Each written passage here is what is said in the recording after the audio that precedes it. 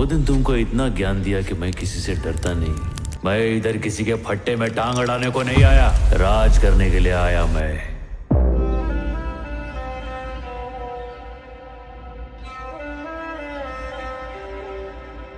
अल्लू अर्जुन का लुक किस प्रथा पर आधारित है और उसकी पूरी कहानी क्या है?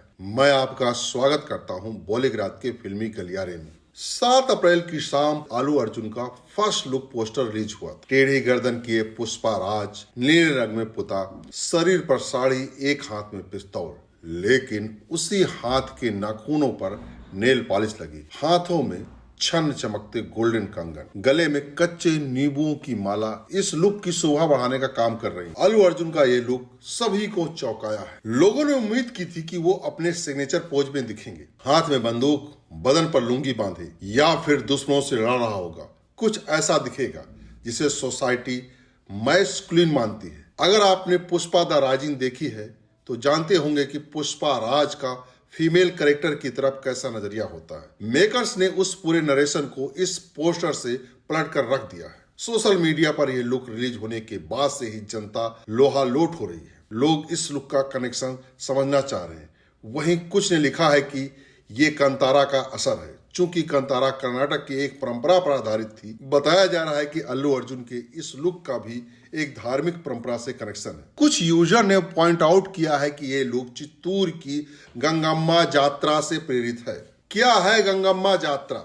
अब उसके बारे में थोड़ा बताते हैं। ये एक फोक फेस्टिवल है जिसे कर्नाटक और आंध्र प्रदेश के कुछ हिस्सों में मनाया जाता है। 7 दिनों तक चलने वाली गंगम्मा यात्रा हर साल मई के महीने में मनाई जाती है। इस दौरान भव्य पूजा होती है। कुछ जगह देवी को प्रसाद के रूप में मांसाहारी भोजन चढ़ाया जाता है।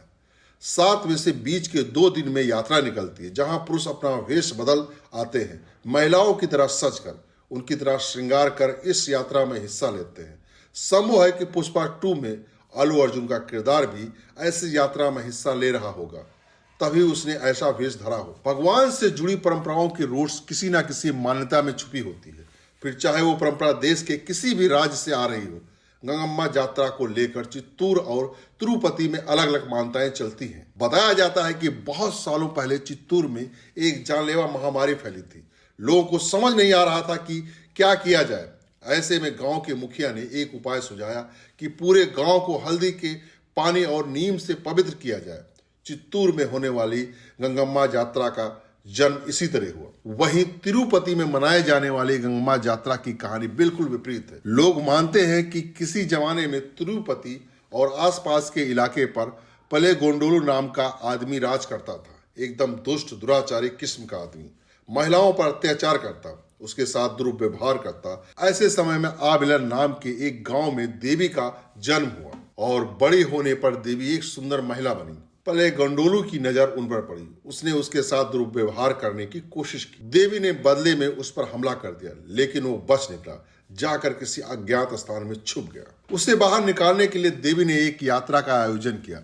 तिरुपति के लोग विचित्र वेश धर कर बाहर निकलते, गंगम्मा को कोसते। इस यात्रा के 7वें दिन पले गोंडोलू बाहर निकल आया। जैसे ही वो बाहर आया, तभी गंगम्मा देवी ने उसे मार डाला। अगर पुष्पा 2 में पुष्पराज यात्रा में हिस्सा लेता है तो मुमकिन है कि अपने किसी दुश्मन को मारने के लिए ही ऐसा करेगा। बाकी पुष्पा द रूल का फर्स्ट लुक पोस्टर आने के बाद एक टीजर भी रिलीज किया गया है, जहां देखने को मिलता है कि पुष्पा गायब है। दावे किए जाते हैं कि पुलिस ने उसे मार डाला, लेकिन एंड में जाकर रिवील किया जाता है कि वो जिंदा है।